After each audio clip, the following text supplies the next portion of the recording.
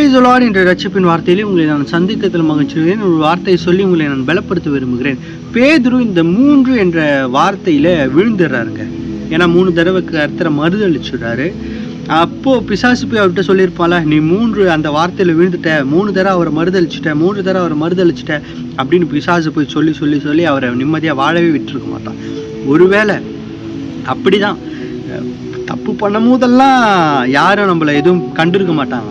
ஆனால் தப்பு பண்ணதெல்லாம் அவருக்கு தெரியும். பட் ஆனால் நம்ம திருந்தி கர்த்தருக்காக ஏதோ ஒன்று காரியத்தை நம்ம செய்யும் பொழுது, ஏய் நீ யார் தெரியுமாடா, நீ யார் தெரியுமா, நீ எப்பேற்பட்டவன் தெரியுமா, நீ எப்படி இருந்த தெரியுமா அப்படின்னு சொல்லுவாங்க. ஒருவேளை உங்களை பார்த்து அப்படி சொல்கிறாங்கன்னா நீங்கள் விசுவாசிங்க, பரவாயில்ல நான் கர்த்தருடைய வேலையை செய்ய ஆரம்பிச்சிட்டேன் போல, அதனால உலகம் வந்து அப்படி பேசுது அப்படின்னு நம்புங்க.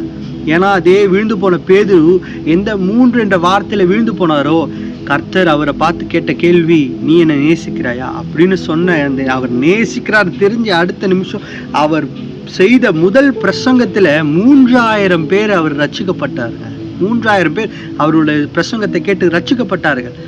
எந்த 3 அவர் விழுந்து போனாரோ 3000 கர்த்தர் மாற்றினார். ஒருவேளை நீங்க ஏதோ ஒரு வார்த்தை ஏதோ ஒரு காரியத்துல விழுந்து போயிட்டீங்க, ஏதோ ஒரு காரியத்துல கர்த்தரை நான் விரோதமா செஞ்சுட்டேன்னு நினைக்கிறீங்களா, அதுல இருக்கிற மக்களை, அதுல இருக்கிற பிள்ளைகளை மீட்கும் பொருளாய் கர்த்தர் உங்களை மாற்றுவார். அப்பேற்பட்ட ஆசீர்வாதத்தை நீங்க பெற்றுக்கொள்ளுங்க. கர்த்தர் உங்களை பார்த்து கேட்கிற கேள்வி, நீ என்னை விசுவாசிக்கிறாயா, நீ என்னை நம்புகிறாயா, நீ என்னை நேசிக்கிறாயா? நீங்கள் அப்பேற்பட்ட பிள்ளைகள் அவரை நேசிக்கிறீங்கன்னா, அவரை நம்புறீங்கன்னா, அவரை விசுவாசிக்கிறீங்கன்னா ஒரு ஆமேன்னு சொல்லி இந்த வார்த்தையை பெற்றுக்கொள்ளுங்கள். கர்த்தர் உங்களை உயர்ந்த அடைகாலத்தில் கொண்டு போய் வைக்க போகிறார். உங்களை அநேக ஜனங்களுக்கு கொண்டு போய் சேர்க்க போகிறார். அப்பேற்பட்ட ஆசீர்வாதமாய் நீங்கள் மாற போகிறீங்க. கர்த்தர் தாம் இந்த வார்த்தைகளை உங்கள் குடும்பங்களையும் ஆசீர்வதிப்பாராக. Have a nice day. God bless you.